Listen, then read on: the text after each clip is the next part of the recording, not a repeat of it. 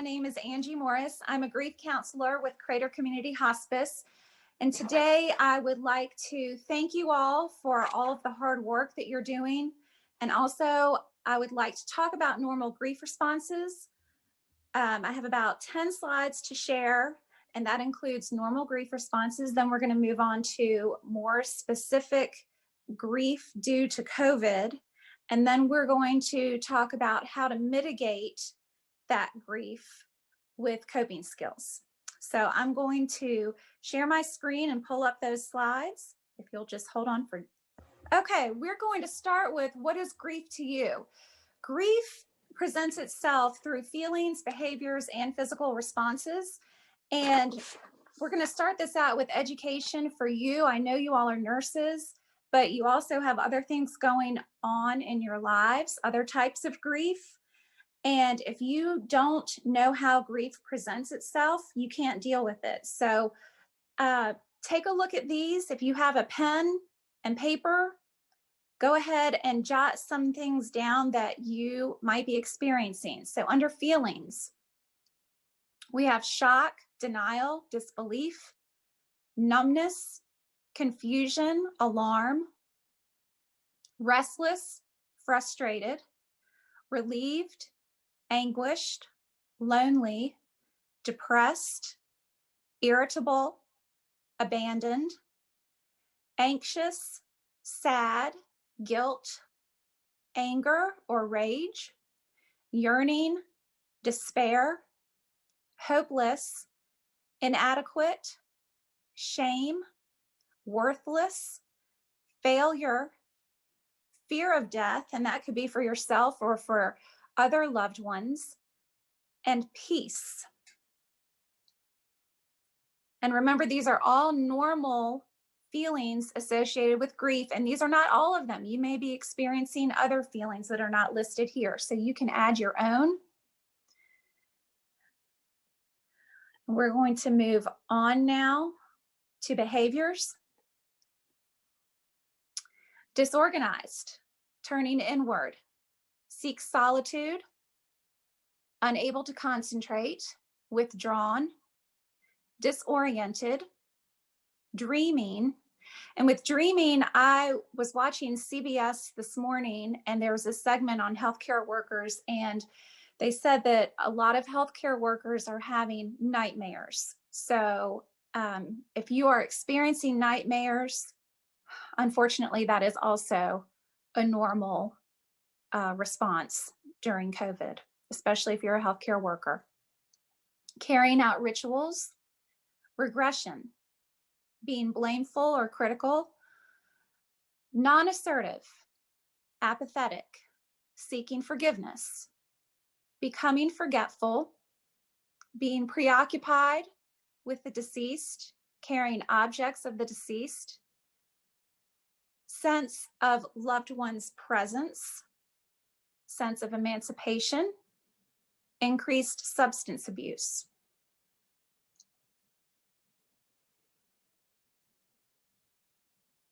Let's move on to physical responses. Sighing, crying, something stuck in your throat, an emptiness in your gut, shortness of breath, dizziness, fatigue, headaches, insomnia, appetite loss, either an increase or a decrease in your activity, startle response, stomach problems, sexual desire changes, menstrual difficulties, a lowered immunity to illness, muscular tension, trembling. And of course, these are not all of the normal physical responses. You may have others. The reason why I'm sharing this with you is because a lot of things might be going on with your body. And even on a regular day, you know that your behaviors may be affected by your feelings or your physical responses. You know, you might be fatigued because you didn't get enough sleep. So they're all intertwined on a regular day. But when you are experiencing extreme stress and trauma, as you all are, during this time of COVID, these are all going to be jumbled up. So it's important to try to pinpoint your responses and name them. And then you can once you identify them, you can then deal with what you are experiencing. And this does not just go for your work. Like I said, it goes for your personal life too, because we know you have many things going on and it all affects everything else. All right, let's move on. I did a Hospice Foundation of America workshop last week, and it was on COVID and how COVID is affecting grief. So prolonged grief disorder is also known as complicated grief. And this is a general criteria. It is the death of a close person, persistent and pervasive grief response accompanied by longing for or a preoccupation with the deceased, intense emotional pain, which includes sadness, guilt, anger, denial, blame, lost sense of self, absence of positive mood, numbness, avoidance of social and other activities. This is a minimum of 6 months after the death, exceeding social, cultural, and religious norms, and significant impairment in personal, family, social, occupational, or other functionings. Now, this could be true with a normal death, not necessarily a COVID traumatic death. And because this is so general, I want to share the next screen with you. This is how the study was done.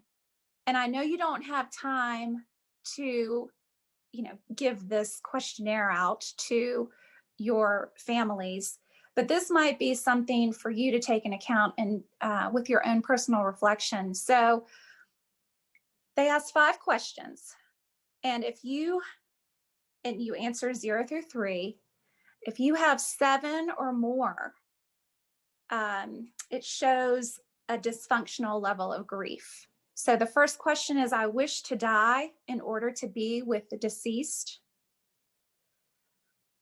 The second question, I experienced confusion over my role in life or felt like my identity was diminished because of the loss. Number 3, nothing seemed to matter much to me because of this loss. Number 4, I found it difficult to have positive memories about the deceased. And number 5, I believed that without the deceased, life was either meaningless, empty, or could not go on. And again, the reason I share this with you is because I felt like the other slide was a little too general. And so this kind of pinpoints what you may be feeling that counts as dysfunctional levels of grief. Now, these next 2 slides are very interesting because they correspond with each other. So the risk factors are on this slide. The next slide is actually COVID specific, and you'll see how similar they are. So the risk factors for prolonged grief disorder: social isolation, suddenness of the death, insecure, anxious attachment, spiritual struggle with the death, inability to make sense of the loss, a lower education, socioeconomic disadvantage, lack of institutional and informational support. Now, look at these: the corona context of dying, isolation of family from the dying and from potential supporters, a shocking, unanticipated death, high anxiety and helplessness, rupture in caregiving and attachment bond, confusion over God's role, loss of religious community and ritual, including memorial services and funerals that cannot take place because of the pandemic, profound crisis of meaning, violation of assumptive world. There is a disproportionate loss in the minority communities. And as you well know, overwhelmed medical system with no role for family supporters. So you can see that the corona context of dying is pretty much equal to the risk factors for prolonged grief disorder. Risks of complicated grief, heart attack and congestive heart failure, immune system dysfunction, substance use and abuse, essential hypertension, functional impairment, reduced quality of life, and suicide attempts. And this is the last slide. This is guidelines for working with bereavement. And this is, I know you don't have the chance to work with families after the death occurs, but if you can do anything to encourage these things, but this is mainly for you as well, for your work environment, but also for your personal lives. These are guidelines for grief, but especially to mitigate complicated grief or prolonged grief. Speak their names, encourage conversations about loved ones. Keep a journal. Shift between expression and reflection, and that can also include keeping a thankfulness journal where you write down what you're thankful for, just to stay on the positive side. Share your grief, connect with others in your family and or online. Review photos, celebrate the high points, but still acknowledge the low points. Reconstruct a legacy, keep their stories alive. Review resilience, explore strengths and success over adversity. Live in the now, slow down.